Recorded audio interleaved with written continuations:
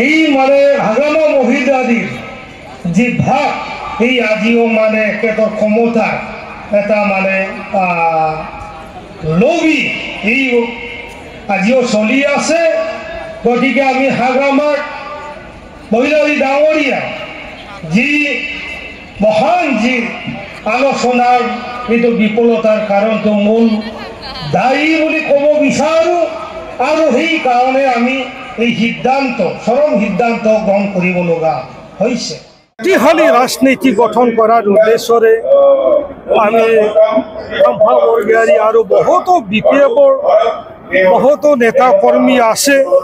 আজি যোগদান কাৰ্য হৈছে, তেনেকুৱা চিৰিয়ালি যোগদান কাৰ্যসূচী লোৱা হ'ব। আৰু পৰৱৰ্তী সময়ত এই BTC অঞ্চলৰ এটা অস্থিৰ ৰাজনৈতিক পৰিস্থিতি তাৰ পৰা আমি পৰিত্ৰাণ পাব বিচাৰোঁ। যেতিয়া আঞ্চলিক দল শক্তিশালী হ'ব, নিশ্চিতভাৱে আমি BTCৰ উন্নয়ন তেতিয়াহে আমি কৰিব পাৰিম। এনেকুৱা আমি পূৰ্ব চৰ্ত কোনো আমি দাবী দুবা ৰখা নাই, কাৰণ BPF দলত বা UPF দলৰ লগত একত্ৰীকৰণৰ আলোচনা যিটো হৈছিল এতিয়াই মূল কাৰণ। আনপিনে হাগামা মহিলাৰী যিটো ৰাজনৈতিক দিশাহীন যিবোৰ সিদ্ধান্ত ইয়াৰ মই বিৰোধিতা কৰি আহিছোঁ আৰু মই কঠোৰ সমালোচনা কৰিছোঁ। যে আজি মই ক'ব বিচাৰোঁ যে সেই বিধানসভাত হাগামা মহিলাৰী ৰিলায়েন্স কৰিছে, নাম্বাৰ 1। নাম্বাৰ 2, আপুনি ইয়াত বেছিকৈ সংখ্যা জিকাৰ পিছতো আপুনি গভৰ্ণমেণ্ট গঠন কৰিবলৈ আপুনি ক্লেইম কৰিবলৈ নগ'লে।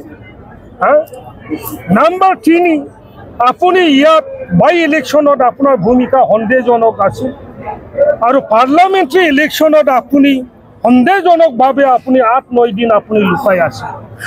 তাই ইয়াত নিশ্চয় কিবা নহয় কিবা আমি সন্দেহ হৈছোঁ। ইয়াৰ কাৰণে মোৰ বিশ্বাস আৰু সেই দলৰ হাগামাৰ প্ৰতি মোৰ যিটো আস্থা কমি গৈছে আৰু দিশাহীনভাৱে সেই দলটো আজি চলি আছে। হাগ্ৰামা কেৱল আজি হাগ্ৰামাৰ মতেতো BTC প্ৰমোদৰ চৰকাৰ ভাঙি পেলাই 10বাৰমান হ'ল ভাঙা। হাগ্ৰামাই যিটো মানুহবিলাকক মানে মিছা কথা কৈ ৰাজনীতি কৰি আছে, এইবোৰ অতি দুৰ্ভাগ্যজনক। আমি দেখিছোঁ আহি প্ৰমোদ বড়ো আজি 4টা বছৰ মানে পাৰ কৰিলে মানে সুকলমে, কিন্তু হাগ্ৰামাৰ কথাৰ কোনো মূল্য নাই। আৰু বাই ইলেকশ্যন বুলি কওঁতে বহুতো ইলেকশ্যন গ'ল, একেতে কিছুমান ক্ষেত্ৰত দলৰ কোনো সিদ্ধান্ত গ্ৰহণ নকৰে, দলৰ আলোচনা নকৰাকৈ CWC PMB বডি খৰ কমিটিৰ আলোচনা নকৰাকৈ একেদে নিজাববীয়াকৈ কথাইখিনি সিদ্ধান্তৰ ওপৰত গ্ৰহণ কৰিছিল। এই ক্ষেত্ৰত মই প্ৰশ্ন কৰিছোঁ আৰু বিবাদটো মোৰ সংঘাতটো এই ক্ষেত্ৰতো হাগ্ৰামাৰ লগত বাঢ়িছে। আমি নিশ্চয়কৈ এজন কৰ্মী হিচাপে নিশ্চয় আৰু একেতে দলৰ মানে মুৰব্বী হিচাপে ৰাইজক মিছা কোৱাটো আমি কেতিয়াও নিবিচাৰোঁ আৰু মিছা কথা আগত ৰাখি পেলাই আমাক মানে দলক আগুৱাই নিব নোৱাৰে।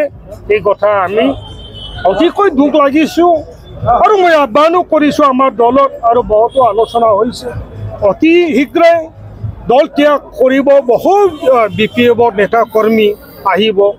এইটো আমি সময়ত কামাণ্ডাৰটোতো সৰু বস্তু নহয়। কামাণ্ডাৰ মানে মুখ্য মানুহ হয়, এই যুদ্ধৰ মানে কামাণ্ডাৰহে মানে যুদ্ধক নেতৃত্ব দিয়ে। আজি হয় চাগে যদি হাগ্ৰামাই কামাণ্ডাৰ বুলি মোক এটা টাইটেল দিছে, মই ভাল পাইছোঁ। ইতিমধ্যে হাগ্ৰামাত আপুনি হাগ্ৰামাৰ এটা ডেপুটেশ্যনত আছে, ইয়াৰ যিখিনি ভিতৰুৱা কথা সেইখিনি হাগ্ৰামাক ক'ব।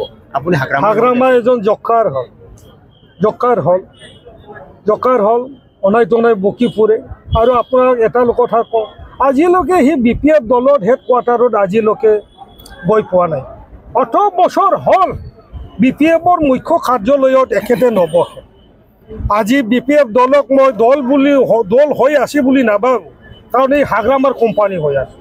কেতিয়াবা এই ক্ৰেচাৰত ৰিজৰ্টত, কেতিয়াবা মানে সেই নিজৰ ভিটামিন এই কোম্পানিৰ দলে চলি আছে কোম্পানিৰ দলে এইটো অতি দুখ লগা কথা আৰু একেটা যিটো BTC পৰিষদত যি অপজিশ্যনৰ ভূমিকা গ্ৰহণ কৰিব লাগিছিলে ইয়াৰ ৰিপ্ৰেজেণ্ট কৰিব লাগিছিলে আজি বধ কৰি MCLA হোৱাৰ পিছত 4টা বছৰত কিমানবাৰ গৈছে সুধিলে নিশ্চয় লাজ লগা কথা একেতে সেই দলক ইয়াত অপজিশ্যনৰ ভূমিকা গ্ৰহণ কৰিব পাৰে আপোনাৰ বহুত মই দলৰ এজন নিষ্ঠা কৰ্মী আৰু মই দলৰ ভাল পাওঁ মৰম কৰোঁ মই দলক আজি আমি দলক মৰম কৰাৰ কাৰণে আজিও আমি এই বহু বছৰ ধৰি আমি BPF দলৰ কাম কৰি আছোঁ আৰু যথেষ্ট দলত মানে আমাৰ ভীতিও আছিলে গতিকে এনেকুৱা দিশাবিন